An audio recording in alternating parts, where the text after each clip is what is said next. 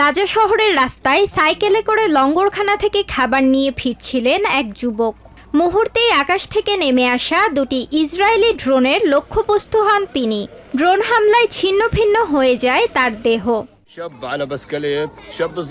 ছেলেটি সাইকেলে যাচ্ছিল, বয়স 20-এর কোঠায়। ঠিক সে সময় দুটি ড্রোন এসে পড়ে। লঙ্গরখানা থেকে খাবার নিতে আসা আরেক যুবক আহত হয়। ওরা যুদ্ধবিরতির কথা বলে মানুষকে উপহাস করে। ওরা মিথ্যাবাদী। প্রতিদিন ওরা আমাদের উপর হত্যাযজ্ঞ চালিয়ে যাচ্ছে। কেবল এই হামলাই নয়, রবিবারও ইসরায়েলি বিমান হামলায় প্রাণ হারিয়েছেন আব্দুল রহমান আল খুদারি নামের এক প্যালেস্টিনিয়ান। গাজার প্যালেস্টিনিয়ানরা বলছেন, ট্রাম্পের শান্তি পরিকল্পনায় তারা আশার আলো দেখলেও এখন পুরোপুরি হতাশ। ট্রাম্পের নেতৃত্বাধীন বোর্ড অব পিসকে এখন যুদ্ধ পরিষদ অভিহিত করছেন গাজার বাসিন্দারা। যুদ্ধ এখনো চলছে। আমরা এখানে কোনো যুদ্ধবিরতির লক্ষণ দেখছি না। উল্টো দিনের পর দিন কষ্ট বাড়ছে। হাসপাতালগুলোর অবস্থা তথৈবচ। এটা আসলে কোনো যুদ্ধবিরতি নয়। এই পিস কাউন্সিল কোনো শান্তির পরিষদ নয়, বরং এটি একটি যুদ্ধ পরিষদ। আমরা ভেবেছিলাম যুদ্ধবিরতির প্রথম ও দ্বিতীয় ধাপে শান্তি আসবে, কিন্তু এখন দেখছি যুদ্ধের চেয়েও এই পরিস্থিতি ভয়ঙ্কর।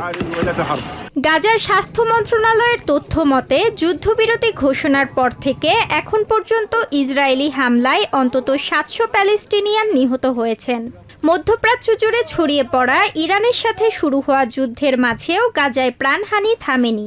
এই উত্তপ্ত পরিস্থিতির মাঝেই কায়রোতে চলছে রাজনৈতিক দর কষাকষি। গত সপ্তাহে ইজিপশিয়ান, কাতারি ও তুর্কি মধ্যস্থতাকারীদের সাথে বৈঠক করেছে হামাসের প্রতিনিধি দল। বৈঠকে কথিত শান্তি পরিষদের নিরস্ত্রীকরণ পরিকল্পনা নিয়ে আনুষ্ঠানিক প্রতিক্রিয়া জানিয়েছে গোষ্ঠীটি। হামাস সাফ জানিয়ে দিয়েছে, গাজা থেকে ইসরায়েলি বাহিনী পুরোপুরি সরে যাওয়ার সুনির্দিষ্ট নিশ্চয়তা না পেলে তারা অস্ত্র ত্যাগ বা নিরস্ত্রীকরণ নিয়ে কোনো আলোচনায় বসবে না।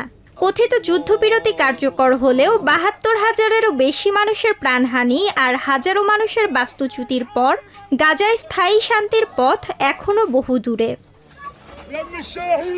Tasnim Tajin, TVN 24 news desk.